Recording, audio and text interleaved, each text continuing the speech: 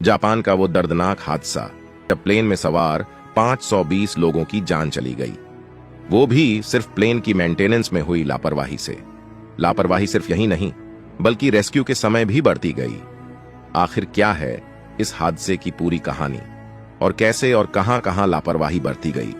चलिए जानते हैं 1985 के उस हादसे के बारे में विस्तार से।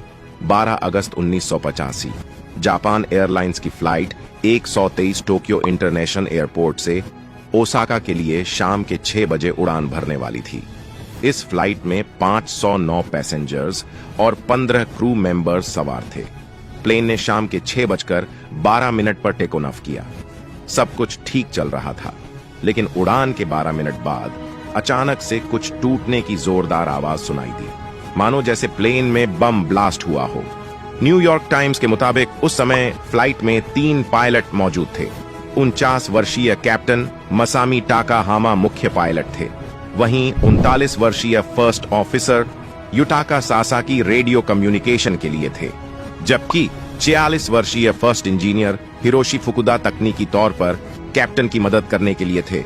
जैसे ही ब्लास्ट की आवाज आई, तीनों पायलट चौंक गए। तभी एक और धमाके की आवाज फिर से आई। कैप्टन मसामी ने चेक किया कि कहीं इंजन में कोई गड़बड़ी तो नहीं है, लेकिन इंजन तो बिल्कुल सही था।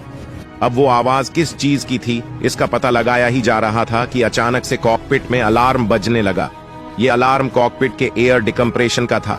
दरअसल प्लेन के कैबिन के अंदर कहीं से तो हवा बाहर निकल रही थी, इसलिए प्लेन के अंदर हवा का कंप्रेशन मेंटेन नहीं हो रहा था। फिर प्लेन में और भी दिक्कत आने लगी। प्लेन अनियंत्रित होने लगा, कभी लेफ्ट तो कभी राइट की तरफ प्लेन झुक रहा था।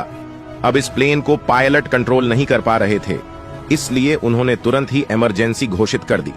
फिर टोक्यो एटीसी से कहा कि हम हैनेडा एयरपोर्ट की तरफ आने की कोशिश कर रहे हैं, लेकिन काफी देर हो चुकी थी। यह प्लेन करीब 30,000 फीट की ऊंचाई पर था। इतनी ऊंचाई पर हवा सांस लेने लायक नहीं होती है। ऊपर से प्लेन के अंदर जितनी भी प्रेशराइज हवा थी, वो भी तेजी से बाहर निकल रही थी। प्लेन में ऑक्सीजन मास्क तो थे, लेकिन वो भी कुछ ही मिनट तक ऑक्सीजन दे सकते थे। लाचार पायलट प्लेन को बचाने की लाख कोशिश करता रहा। अब यह प्लेन कभी ऊपर उठता तो कभी नीचे जाने लगता, कभी लेफ्ट तो कभी राइट की तरफ झुकता। प्लेन पूरी तरह पायलट के कंट्रोल से बाहर हो चुका था। फिर अचानक से प्लेन एक घायल पंछी की तरह तेजी से नीचे की तरफ जाने लगा। एटीसी बार बार कहता रहा कि आप गलत दिशा में जा रहे हैं, उस दिशा में एक बहुत बड़ा पहाड़ है, उधर मत जाओ, आपका प्लेन इतना नीचे आ चुका है कि आप उस पर्वत से टकरा सकते हैं। लेकिन पायलट बस यही कहता रहा कि यह प्लेन पूरी तरह कंट्रोल से बाहर है, हम चाहकर भी कुछ नहीं कर पा रहे हैं, क्योंकि प्लेन का हाइड्रोलिक सिस्टम पूरी तरह से फेल हो चुका है। फिर 6:56 पर यह प्लेन उस पर्वत से जा टकराया। प्लेन के टकराते ही वह सैकड़ों टुकड़ों में बंट गया और उसके अंदर के लाखों गैलन फ्यूल से वहां आग लग गई। कुछ ही सेकंड्स में आग इतनी फैली कि जिन लोगों की जान क्रैश में बच भी गई थी, वह जलकर मारे गए। टकराव के तुरंत बाद ही यह प्लेन एटीसी की रडार से भी गायब हो गया। घटनास्थल से कुछ ही दूरी पर यूएस एयरफोर्स ने अपना बेस कैंप बनाया था।